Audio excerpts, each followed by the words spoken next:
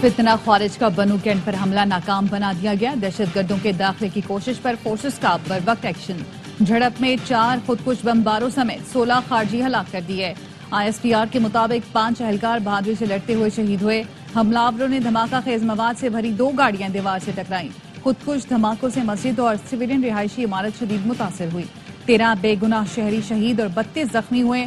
دہشت گرد حملے میں افغان شہریوں کے ملوث ہونے کے شواہد ملے ہیں.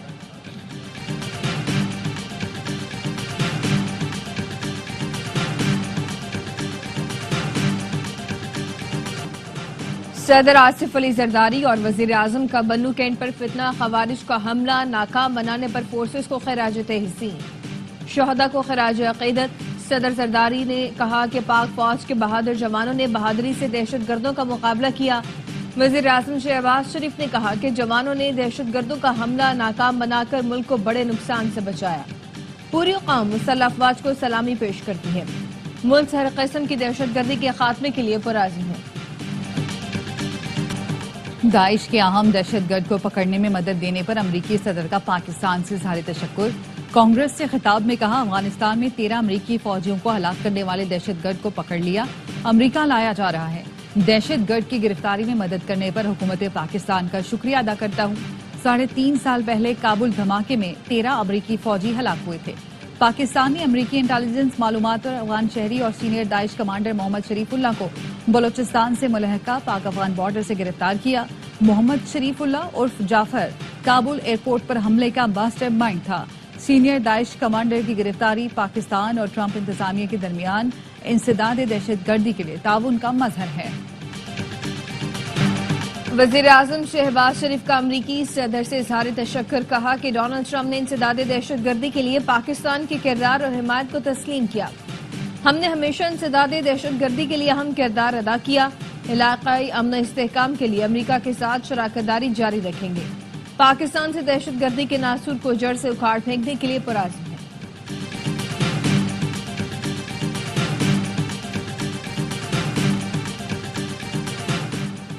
نائب وزیر اعظم اسحاق ڈار اور امریکی قومی سلامتی مشیر میں رابطہ. امریکی صدر ٹرمپ کی پاکستان کی انسداد دہشت گردی کی کوششوں کی تعریف. اسحاق ڈار نے کہا ٹرمپ کا افغانستان سے چھوڑی گئی امریکی فوجی ساز و سامان کی واپسی کا اعلان خوش آئند ہے. پاکستان امریکہ کے ساتھ تعلقات مزید مستحکم کرنا چاہتا ہے. پاکستان اور امریکہ کے درمیان انسداد دہشت گردی میں تعاون جاری رکھنے پر اتفاق. IT توانائی معدنیات کے شعبے میں تعاون بڑھانے پر بھی اتفاق.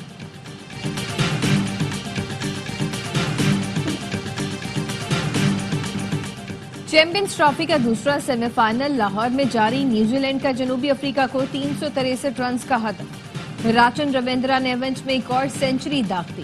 کین ولیمسن کی بھی سینچری. دوسرے وکٹ پر 164 رنز کی شراکت بنائے. جیتنے والی ٹیم دبئی میں بھارت کے ساتھ فائنل کھیلے گی. بھارتی کرکٹ بورڈ کے نائب صدر راجیو شکلا کے قذافی اسٹیڈیم آمد. محسن نقوی کے ساتھ بیٹھ کر چیمپئنز ٹرافی کا سیمی فائنل دیکھا. راجیو شکلا نے محسن نقوی کو اپنی کتاب کا تحفہ پیش کیا. PCB کی خصوصی دعوت پر بھارت جنوبی افریقہ نیوزی لینڈ کرکٹ بورڈ کے سربراہ سیمی فائنل دیکھنے لاہور آئے. کرکٹ بورڈ سربراہ نے چیمپئنز ٹرافی کے لیے بہترین انتظامات پر چیئرمین PCB کا شکریہ ادا کیا. PTI کی سنجیدگی اور موجودہ قیادت کو اختیار ملنے تک اتحاد ممکن نہیں. PTI کے اندر اتحاد نہیں تو اپوزیشن جماعتوں کا اتحاد کیسے ہو سکتا ہے. JUI کے سیکرٹری جنرل مولانا عبدالغفور حیدری کی RY نیوز سے گفتگو. کہا مولانا فضل الرحمان کی سربراہی میں اتحاد کا انحصار PTI کے رویے پر ہوگا. 26ویں ترمیم پر مولانا کی PTI سے کھل کر بات ہوئی. اب پتہ نہیں کس کے کہنے پر کہہ رہے ہیں کہ ترمیم ختم کرو. خیبر پختونخوا کا شتربے مہار اور وزیر اعلیٰ ایسے ہی بولتا رہتا ہے. PTI رہنما شبلی فراز کہتے ہیں کہ اتحاد کے لیے مولانا فضل الرحمان سے بات چیت چل رہی ہے. امید ہے چند روز میں معاملات طے پا جائیں گے. وزراء آئیں مارکیٹ چلیں پتہ چل جائے گا مہنگائی کم ہوئی یا زیادہ. عمر ایوب کا چیلنج. کہا وفاق نے خیبر پختونخوا کا حق سلب کیا ہوا ہے. صوبے کے 1200 ارب کے واجبات ہیں. وزیر اعلیٰ KP علی امین کہتے ہیں دہشت گردی کے ذمہ دار PTM والے ہیں. وفاق کو پہلے دن سے کہہ رہا ہوں امن کے لیے مذاکرات کریں. کچھ جماعتیں اپوزیشن اتحاد میں آ چکی. عید کے بعد تحریک چلائیں گے.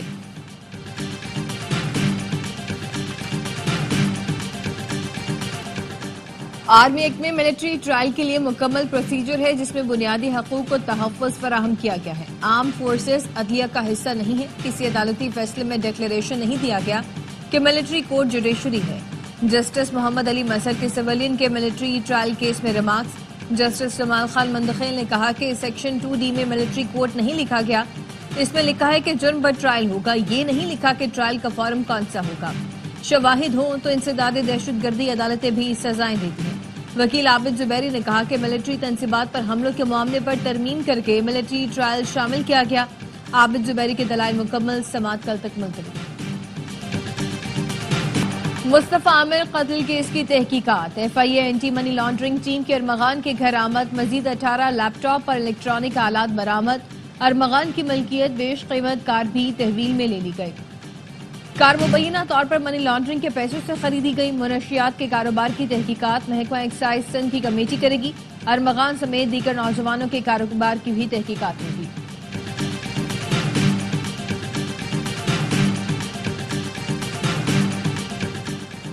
بلال بن ثاقب کرپٹو کرنسی پر وزارت خزانہ کے مشیر تعینات. اعلامیے کے مطابق بلال بن ثاقب کرپٹو کونسل میں وزارت خزانہ کی معاونت کریں گے. وزیر اعظم کی زیر صدارت انسداد پولیو مہم سے متعلق جائزہ اجلاس. شہباز شریف نے کہا کہ فروری میں پولیو کیسز میں منفی رجحان انسداد پولیو مہم کے مؤثر ہونے کی صنعت ہے. ہم پولیو کے مکمل خاتمے کے لیے پرعزم ہیں. وزیر اعظم نے پولیو مہم کے دوران سیکیورٹی فورسز کے تعاون کو بھی سراہا. ڈیٹا ڈیجیٹلائز کرنے اور سخت مانیٹرنگ کی ہدایت کی.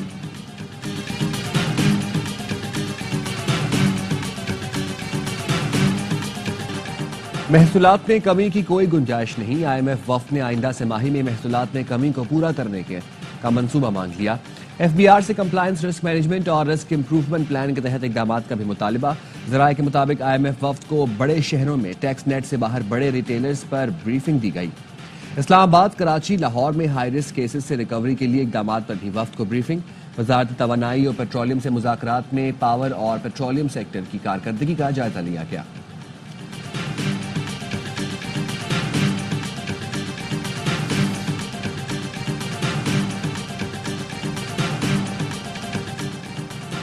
لاہور ہائی کورٹ کے 4 نئے ایڈیشنل ججوں نے حلف اٹھا لیا. Chief justice Lahore high court Aalia Neelum نے justice Raja Ghazanfar Ali Khan, justice Tanveer Ahmad Sheikh, justice Tariq Mahmood Bajwa اور جسٹس ابہر گل خان سے حلف لیا. لاہور ہائی کورٹ میں ججوں کی تعداد 47 ہو گئی.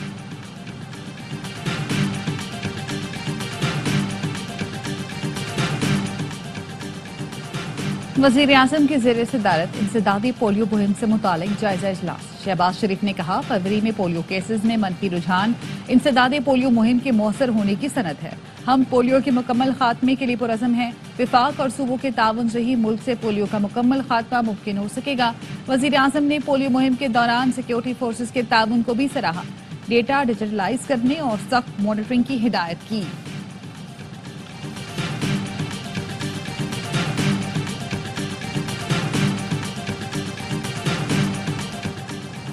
وفاقی حکومت کا تھر میں 200 بستروں کا اسپتال تعمیر کرنے کا فیصلہ. وزارت قومی صحت نے چیف سیکرٹری سندھ کو خط لکھ دیا. کہا سندھ حکومت موضوع مقام پر اسپتال کے لیے اراضی فیزیبلٹی اسٹڈی اور PC2 تیار کرے. وفاق اسپتال مکمل کر کے سندھ حکومت کے حوالے کرے گا. وزیر اعظم نے دورہ تھر میں اسپتال کی تعمیر کا اعلان کیا تھا.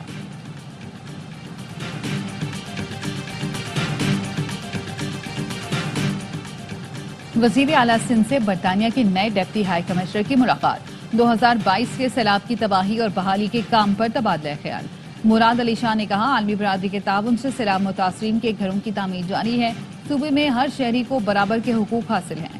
سندھ میں دہشت گردی باہر سے آئی ہے، یہاں پیدا نہیں ہوئی.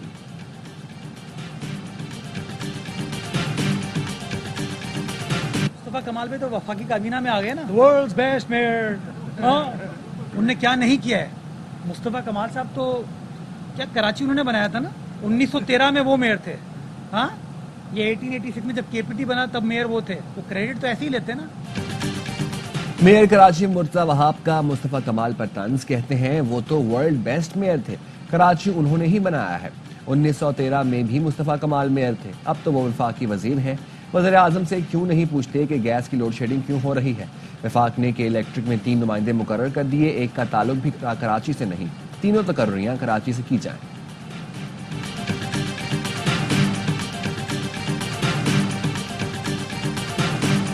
چوتھی مرتبہ نادر خان کے پل پر جو ہے وہ گڑھا پڑ گیا ہے، گھنٹوں لوگ ٹریفک میں جام رہتے ہیں۔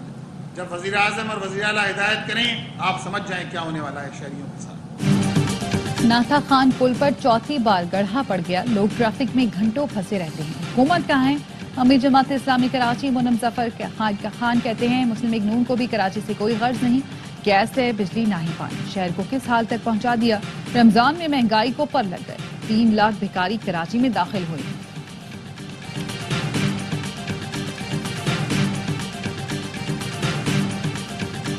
ایڈیشنل سیکرٹری خارجہ عمران احمد صدیقی کی ڈھاکہ میں بنگلہ دیشی سیکرٹری خارجہ سے ملاقات، 2 طرفہ تعلقات پر اطمینان کا اظہار۔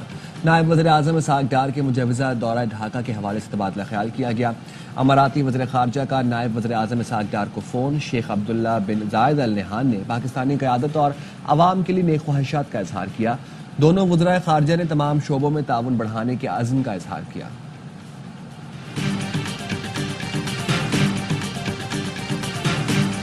یوکرین کے صدر زیلنسکی کا یو ٹرن، امریکی صدر سے معاملات ٹھیک کرنے کی خواہش کا اظہار، کہا صدر ٹرمپ کی مضبوط قیادت میں کام کرنے کے لیے تیار ہوں، امریکہ کی جانب سے فوجی امداد کا شکریہ۔ امریکی نائب صدر جے ڈی وینس کا کہنا ہے کہ یوکرین امن کے لیے سنجیدہ ہو تو مذاکرات کے لیے دوبارہ سوچا جا سکتا ہے۔ اسرائیل کے ہٹ دھرمی سے غزہ جنگ بندی معاہدہ خطرے میں پڑ گیا، دوسرے مرحلے پر عمل کو حماس کے مکمل غیر مسلح ہونے اور تمام یرغمالیوں کی رہائی سے مشروط کر دیا گیا۔